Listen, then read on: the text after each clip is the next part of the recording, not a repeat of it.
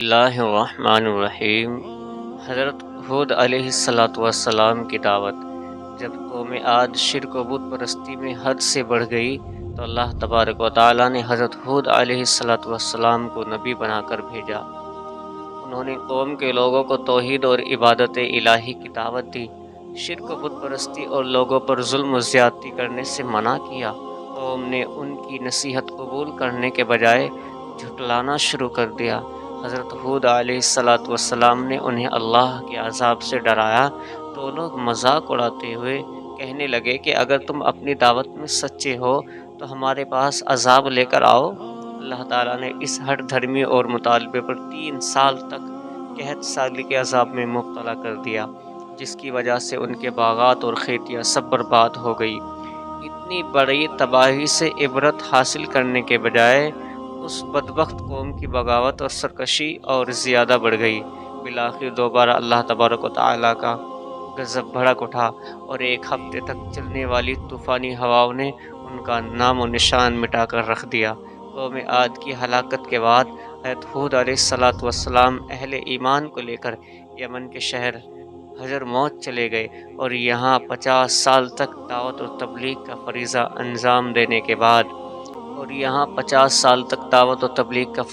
انجام دینے کے بعد 464 سال کی عمر میں انتقال فرمایا۔ اللہ کی قدرت، زمین اور آسمان کو 6 دن میں پیدا کرنا۔ قرآن کے بیان کے مطابق اللہ تبارک و تعالیٰ نے ساتوں زمین اور آسمان اور ان کے درمیان کی تمام چیزوں کو صرف 6 دن میں پیدا فرمایا، اور اتنے بڑے کام میں اسے تھکن بھی نہ ہوئی، جبکہ آج کی ترقی یافتہ سائنسی دور میں بڑی بڑی مشینوں کے ذریعے ایک بلڈنگ بنانے میں برسوں لگ جاتے ہیں اور اس کی تعمیر میں بڑے بڑے ماہر انجینئر اور سینکڑوں مزدور کام کرتے ہیں، مگر اللہ تبارک و تعالیٰ نے تنہا 7 آسمان اور پوری کائنات کو صرف 6 دن میں بنا کر اپنی زبردست قدرت کا مظاہرہ فرمایا ہے۔ ہر ایک کو دوبارہ زندہ کرے گا۔ قرآن میں اللہ فرماتا ہے، اللہ ہی ہے وہ جس نے تم کو پیدا کیا اور وہی تمہیں روزی دیتا ہے، پھر وقت آنے پر وہی تم کو موت دے گا اور پھر تم کو وہی دوبارہ زندہ کرے گا۔ مرنے کے بعد اللہ تعالیٰ دوبارہ زندہ کریں گے، جس کو بعث بعد الموت کہتے ہیں۔ اس کے حق ہونے پر ایمان لانا فرض ہے۔ حضور صلی اللہ علیہ وسلم کے سلام کا انداز۔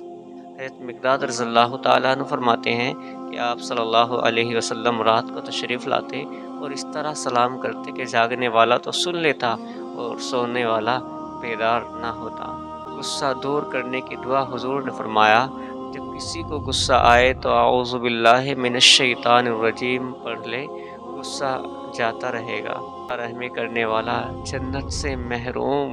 اللہ کے رسول فرماتے ہیں، قطع رحمی کرنے والا جنت میں داخل نہیں ہوگا۔ کون سا مال بہتر ہے؟ رسول اللہ صلی اللہ علیہ وسلم نے فرمایا، جب سورج نکلتا ہے تو اس کے دونوں جانب 2 فرشتے روزانہ اعلان کرتے ہیں، اے لوگو، اپنے رب کی طرف متوجہ ہو جاؤ۔ جو مال تھوڑا ہو اور وہ کافی ہو جائے وہ بہتر ہے، اور زیادہ مال سے جو اللہ تعالیٰ کے علاوہ دوسری چیز میں مشغول کر دے۔ اہل جہنم کی تمنا، یعنی کہ جہنم میں جو لوگ رہیں گے وہ کیا تمنا کریں گے؟ قرآن میں اللہ فرماتا ہے، جس دن یہ گناہگار لوگ فرشتوں کو دیکھیں گے اس دن ان کے لیے کوئی خوشخبری نہیں ہوگی، اور ان کی خطرناک شکلیں دیکھ کر کہیں گے کہ ہمارے اور ان کے فرشتوں کے درمیان کوئی آڑ قائم کر دی جائے۔ مہندی کا استعمال۔ حضور فرماتے ہیں، بالوں کے لیے مہندی استعمال کرو، کیونکہ یہ تمہاری جوانی اور حسن و جمال اور مردانہ قوت کو بڑھاتا ہے۔ قرآن کی نصیحت۔ قرآن میں اللہ فرماتا ہے، تم پر فرض کیا جاتا ہے کہ جب تم میں سے کسی کے مرنے کا وقت آ جائے، اگر وہ کچھ مال بھی چھوڑ رہا ہو تو اپنے ماں باپ، رشتہ داروں کے لیے انصاف کے ساتھ وصیت کر جائے۔